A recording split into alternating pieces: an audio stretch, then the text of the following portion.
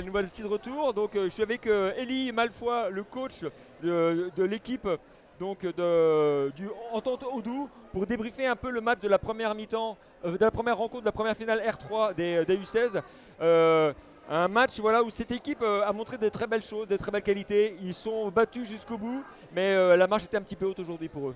Oui, en effet, ils ont proposé de belles choses, mais ils n'ont pas réussi à concrétiser sur leur temps fort. Et l'équipe d'en face, elle, a souffert. Donc l'écart s'est creusé petit à petit, mais on peut les féliciter parce qu'ils n'ont rien lâché jusqu'à la fin, jusqu'au dernier essai qui marque. Voilà, sauver l'honneur. Alors c'est vrai, qu'est-ce qui a pu faire la bascule? Parce qu'il y a eu une entame de match assez tonitruante où les garçons ont su répondre à leurs adversaires de façon très intelligente. Et là, on a eu une première mi-temps, les deux équipes se rendaient pour coup.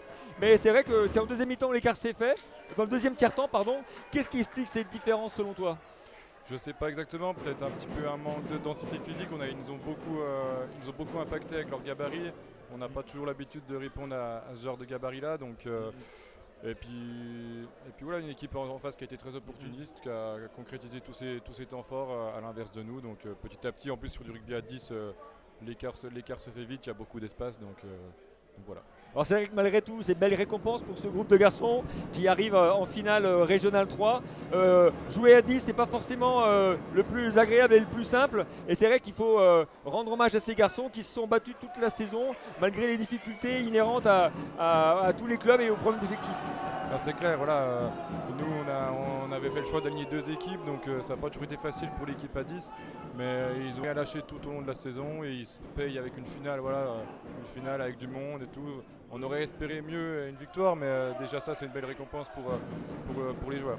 Alors ce qui est intéressant aussi, c'est de voir toute la fierté du public et des supporters du Odoo. On a fait la demi-finale la semaine passée en Régional 1 face à vous, qui sortit parce qu'on vous accompagnait pour cette demi-finale où les supporters sont venus en nombre pousser leurs garçons. On sent que cette région respire le rugby et c'est vraiment deux équipes qui sont porte-fanion de ce département et c'est tout un club, toute une région qui est fière de les soutenir. Oui, en effet, le Odoo avec Pontarlier est une entité forte du rugby. Donc avec beaucoup de parents, beaucoup de supporters qui suivent les joueurs et il y a une vraie ferveur autour de ce club. Et oui, on l'a vu en demi-finale la semaine dernière, puis on l'a déjà vu ce matin avec l'équipe à 10, puis on va le voir encore cet après-midi avec la finale des Régional 1. Alors on va essayer de faire le point sur les enjeux de cette rencontre.